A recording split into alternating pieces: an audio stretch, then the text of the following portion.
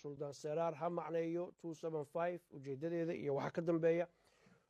suldaan soo dhowow mar labaad marka hore xaggee lagu duubay muuqaalkan 275 noo macnee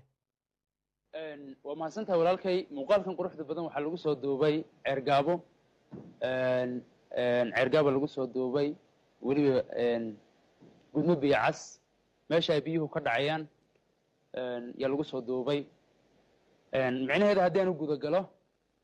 275 dadku waxyaaba badan bay iska weydiiyeen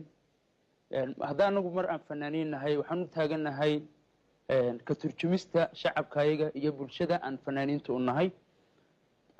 heeskan waa qisaruna hees ku qotoma waxaa sameeyey abwaan aqal yare wuxuuna ka sameeyey qiso markaa taagnayd soomaali haddaan nahay qabiil qabiil kama dhammaano wiliga gabar muddo wada sheekaysanayey